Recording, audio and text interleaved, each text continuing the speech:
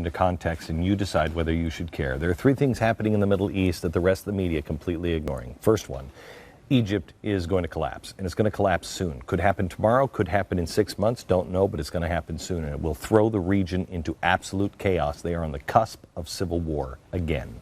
Two, Libya is also on the brink. Oh, gee, I'm glad we destabilized that one too, right? Jihadist militias are looking to seize control of the east, which is happening to be on the border of Egypt. And three, Turkey. Turkey just gutted its military. Nobody wants to talk about this. This is the biggest force for stability and modernity in the entire country and that part of the world. They are supposed to make sure the Islamic extremists don't come in. Well, guess what? They just put all of their generals in prison. This is a trifecta for chaos. Global war, I believe, is coming. Buck Sexton is national security editor for The Blaze. Buck, let me start with Egypt.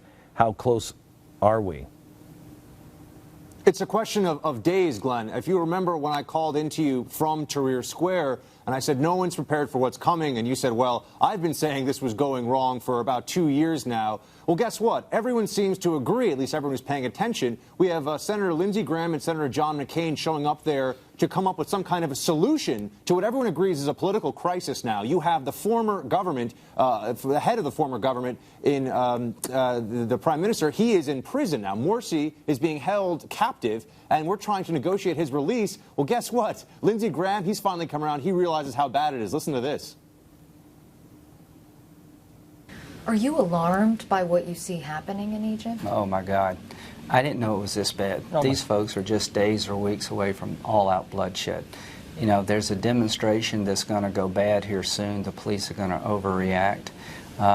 The atmosphere about resorting to violence is greater than I thought. Yes, I am extremely worried.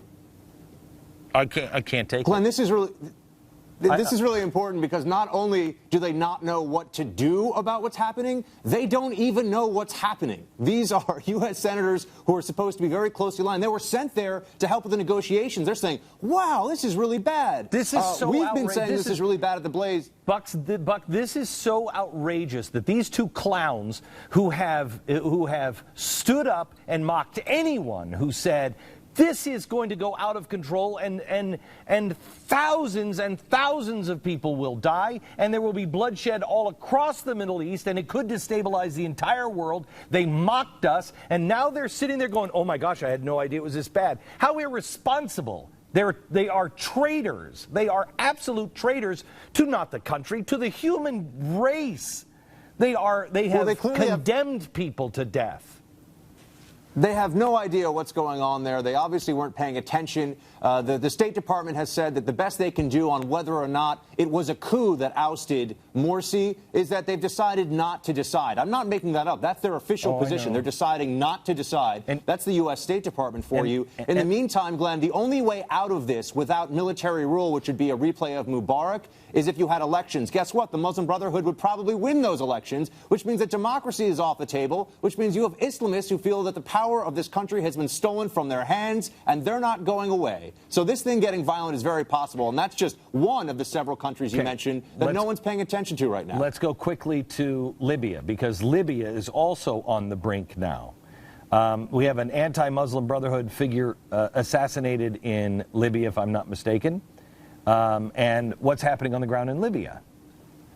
Abdel Salam Mismari, he was assassinated on July 29th, very underreported in the media. Why was this guy assassinated? A drive-by shooting in broad daylight, I might add. This was a political figure, somebody in Benghazi who was known for speaking out against the Muslim Brotherhood. Oh, yes, the Muslim Brotherhood, very much involved in what's happening here. Glenn, Libya, Turkey, Egypt, these are not scenes from different movies we're talking about. These are scenes from the same movie. These are Islamist movements on the rise, just taking different steps, but there is some degree of coordination between them, and ideologically, they're headed in the same direction. Libya's government, Ali Zidane, the prime minister, they're saying we could collapse. I'm not just saying they could collapse, they're saying they could collapse. So why isn't anyone paying attention? Oh, that's right, because this was the country that we liberated and everything was going to go just swell.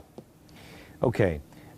Turkey, a NATO country, which was a mistake from the very beginning, but everybody said, well, but the military has to protect the Constitution. That's their job, and that's what makes them different, because that will keep them modern, because they have to protect the Constitution, and the military won't let Islamic extremists become powerful in that country. Well, that's out the bag, because who's in jail now?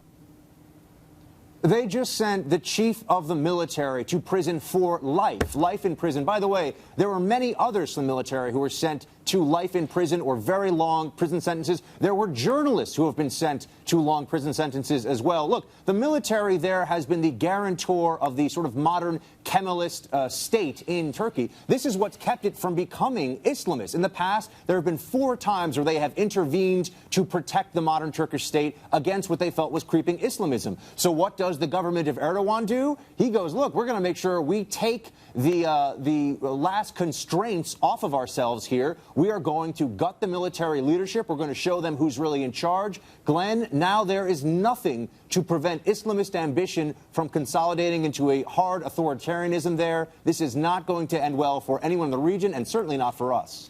Buck, the people who were mocking me when I said a caliphate is coming, I have heard before I went on the air, are now actually saying, gee, a caliphate may be the only way out of this. Have you heard that? I've heard that now caliphate is a word that people are throwing around because the Islamist movements in these countries that are either taking charge or preparing for revolution or are making incremental steps towards an authoritarian state are using the term as well. So I think if they use it, we can use it. When they talk about it in Syria, we can talk about it. When the Muslim Brotherhood talks about a Sharia state in Egypt, I believe we have to refer to it in those terms as well. But Glenn, all you have to do is look at a map, look at the major countries in the Middle East right now, even ones that are supposedly U.S. allies. There is creeping, if not galloping, Islamism across the board. We do not have a happy story to talk about. And as you pointed out many times in the past, Israel's just looking around saying, how is this going to turn out? Not well, unfortunately. Not well. Only God will save us at this point, quite frankly. Buck, thank you very much. What else is happening?